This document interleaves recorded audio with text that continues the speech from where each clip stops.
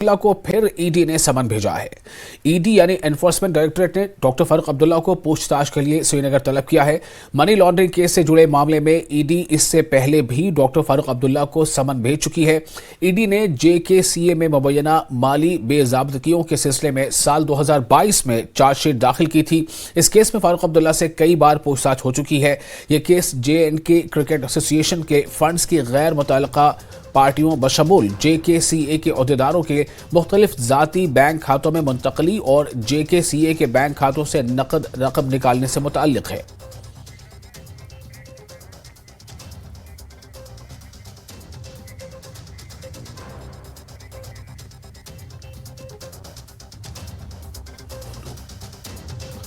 और इसी बीच जो खबर आ रही है उसके मुताबिक खबरें ये है कि डॉक्टर फारूक अब्दुल्ला आज भी ईडी के समन पर हाजिर नहीं हो पाएंगे।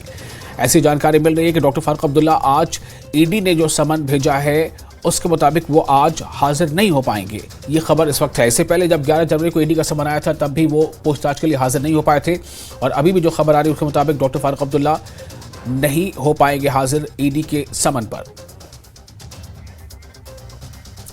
राजन हमारे साथ जुड़ चुके हैं इस खबर पर ज्यादा जानकारी के साथ। राजन, क्या जानकारी मिल रही है?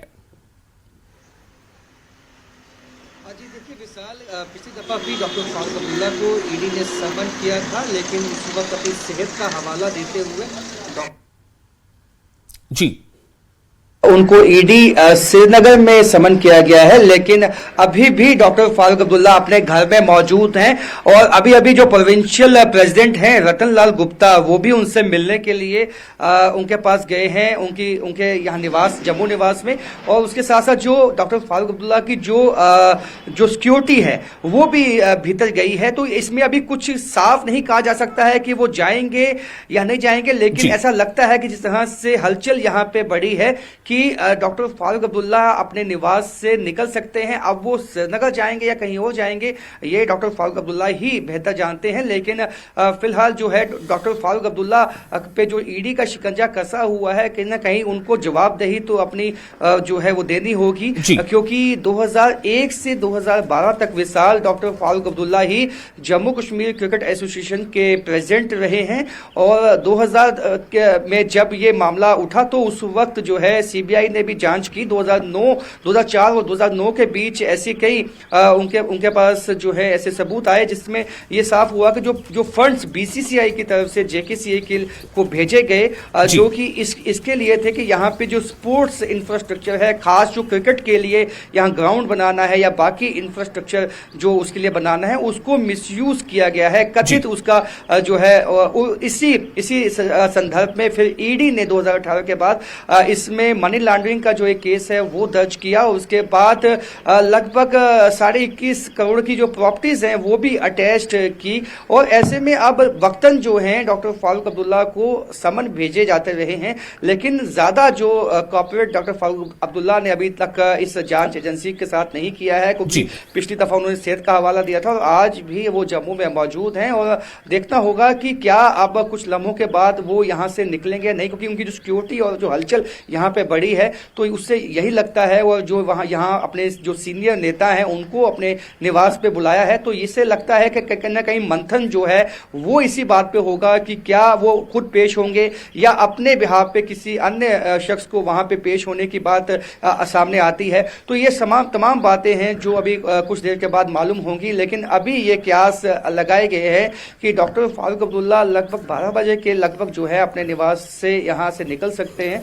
अब वो कहाँ जाएंगे या श्रीनगर जाएंगे या जम्मू, तो ये अभी साफ हो जाएगा आने वाले वक्त में। जी राजन, दरअसल बात यह है कि 11 जनवरी को जो पिछला समन था उसमें भी वो हाजिर नहीं हो पाए थे और जो भी बात सामने रही हो, एक हवाला तो ये दिया जा रहा था कि वो सेहत के ग्राउंड पर वो हाजिर नहीं हो पाए थे। लेकिन आज अगर वो नहीं जाते हैं, हालांकि आप कह रहे हैं कि अभी साफ नहीं है कि वो जाएंगे या नहीं जाएंगे, या अगर अपने निवास से निकलेंगे तो वो कहाँ जाएंगे, लेकिन अगर आज वो नहीं जाते हैं तो इसका क्या कारण हो सकता है, मुमकिन क्या लग रहा है?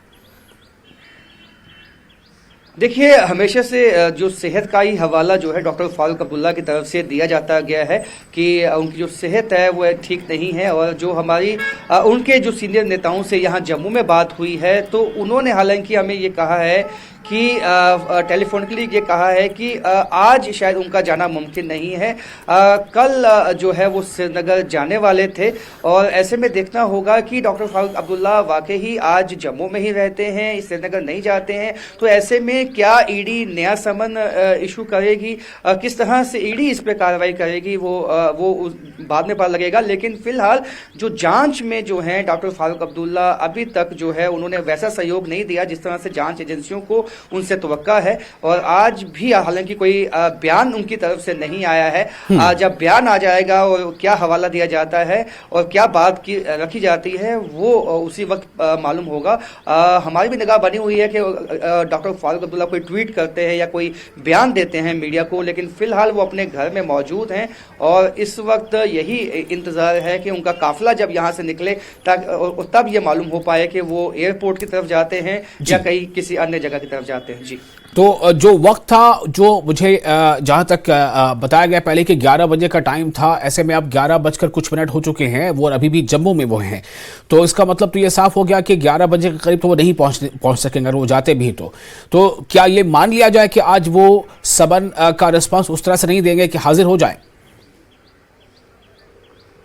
बिल्कुल विशाल, देखिए चांसेस बहुत कम है कि वो आज ईडी के समन पे वहां पेश हों, लेकिन फिर भी जैसे मैंने कहा अभी साफ नहीं है। जब वो यहाँ से अगर निकलते हैं, अगर 12 बजे तक भी वो नहीं निकलते हैं और 1 या 2 बजे निकलते हैं, फिर तो ये तस्वीर है वो साफ हो जाएगी कि आज वो नहीं पेश होंगे। लेकिन डॉक्टर फारूक अब्दुल्ला जो है बड़े अनप्रडिक्टेबल हैं, वो कभी भी अपना डिसीजन जो है वो ले लेते हैं और वो पहुंच भी सकते हैं। लेकिन ज्यादा उम्मीद यही है कि आज शायद